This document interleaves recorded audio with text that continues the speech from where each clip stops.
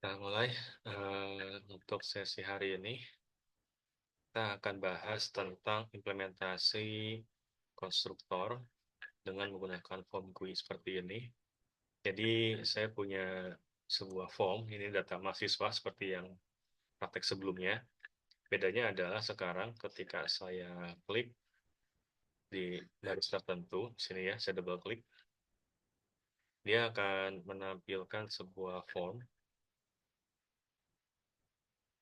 Form ini dia akan menampilkan sesuai dengan data yang kita klik.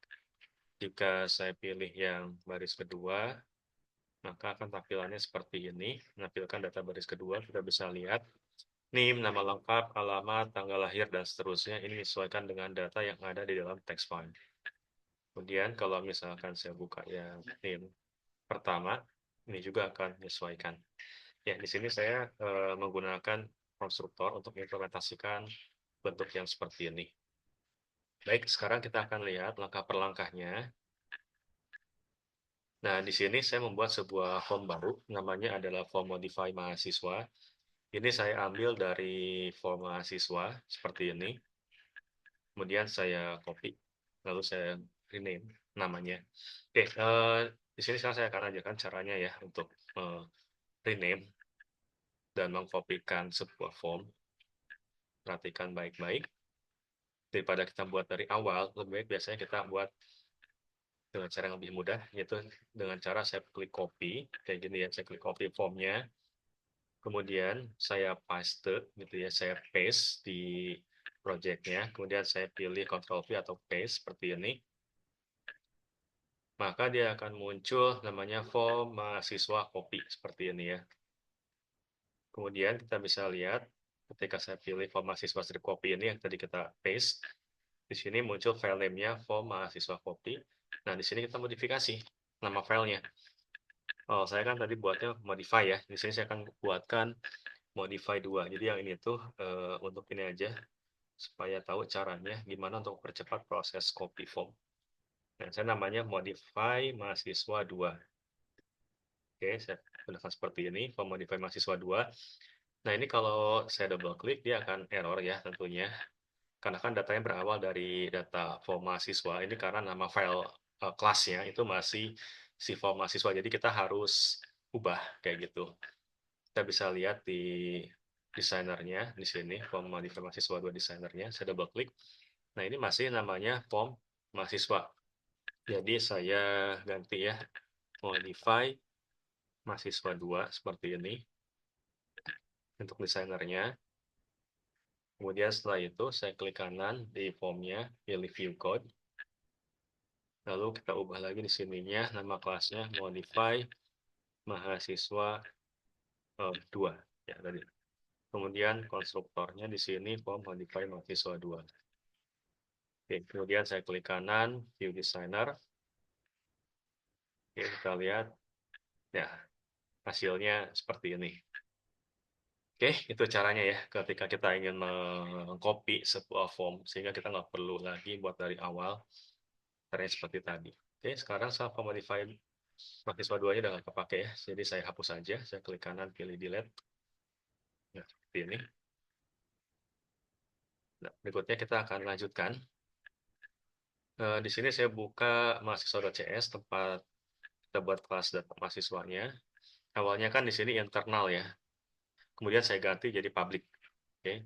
Kenapa? Supaya dia bisa diakses di kelas yang berbeda sebagai parameter.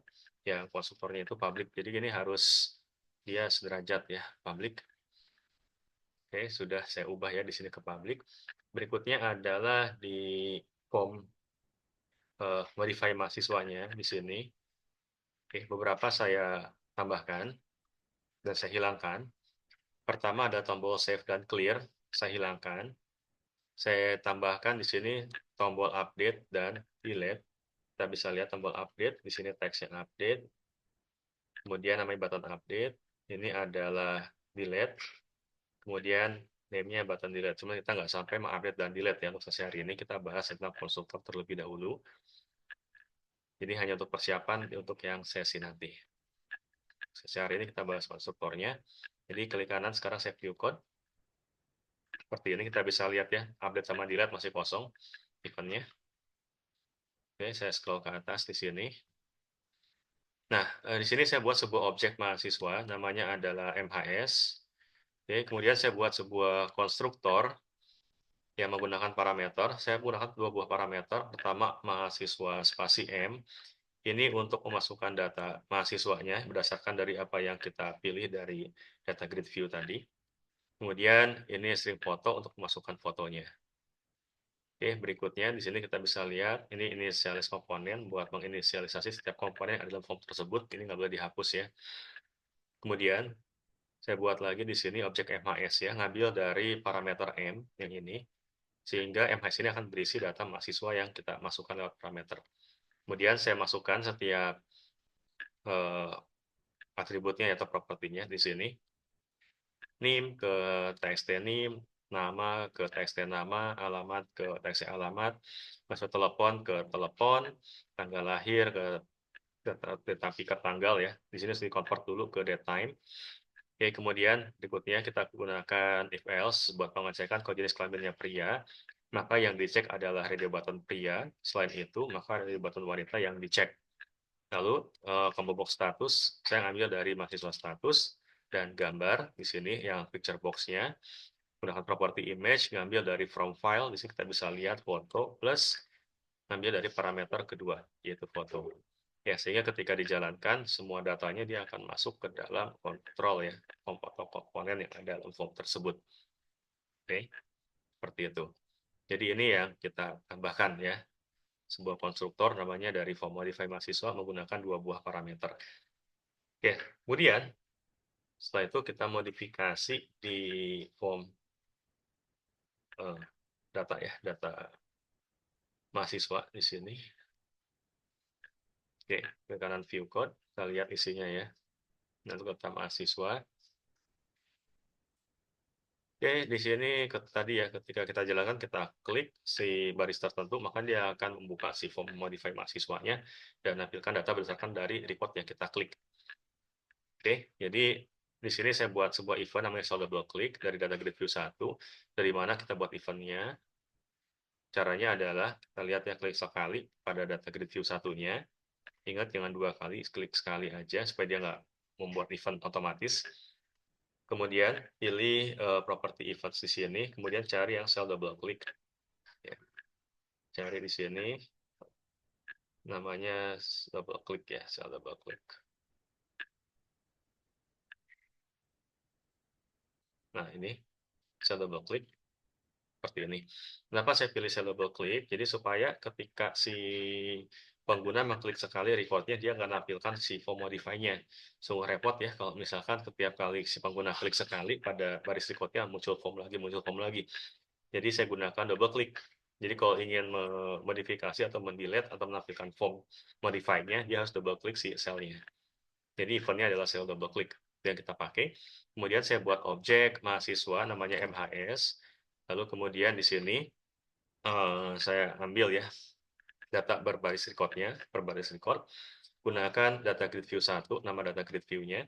Pilih rows, pilih row index. Oke, jadi eventnya ambil row index berdasarkan dari baris yang kita pilih dan disimpan dalam variabel row. Jadi di sini tuh kita udah mengidentifikasi baris mana yang diklik sama si penggunanya. Nah, berikutnya saya dapatin setiap kolom-kolomnya. Jadi saya gunakan seperti ini.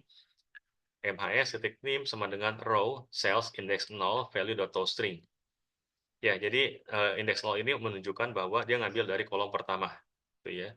Jadi dari baris yang kita ambil, kemudian kita ambil kolom pertama itu ke name, kolom kedua masuk ke nama, kolom ketiga ke alamat, dan seterusnya sampai dengan yang status. Oke, oh ya, dan terakhir ya foto ya. Terakhirnya adalah foto disimpan dalam string foto. Jadi 7 kolom saya masukkan dan ini harus berurut ya. Ini harus berurutan karena kalau nggak berurutan nanti datanya ketika dimasukkan ke dalam setiap komponen dalam formnya akan nggak sesuai kayak gitu. Jadi harus berurutan. Kemudian saya buat objek ini form modify mahasiswa FMM. Saya gunakan dua parameter MHS yang tadi dimasukkan ke dalam parameter objek mahasiswa M. Kemudian foto untuk foto, lalu saya tampilkan dengan menggunakan show dialog ya form tersebut. Jadi ketika kita klik tombol Start di sini, dia akan nampilkan si form data mahasiswanya. Kenapa ditetapkan duluan ya? Karena tadi eh, saya ubah ya di programnya. Yang dijalankan duluan adalah form data mahasiswa ya. Jadi supaya cepat aja, supaya si form data mahasiswa ditampilkan duluan. Kita bisa lihat, ini masih sama ya, seperti yang latihan sebelumnya, cuma ketika double klik, stylenya, nah seperti ini. Ya, kita mau double klik di sel manapun, nggak masalah. Ini tampilannya. Ini baris pertama. Nah, ini yang ini Korobin ya, seperti ini. Nah, itu implementasi konstruktor ya, dengan menggunakan form GUI. Ya, jadi dengan adanya implementasi konstruktor ini memudahkan ketika kita ingin mengirimkan data dari lokasi satu ke lokasi yang lainnya. Seperti itu.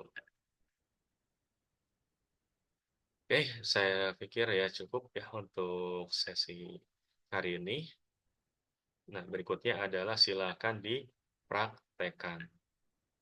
Oke, selamat mengerjakan.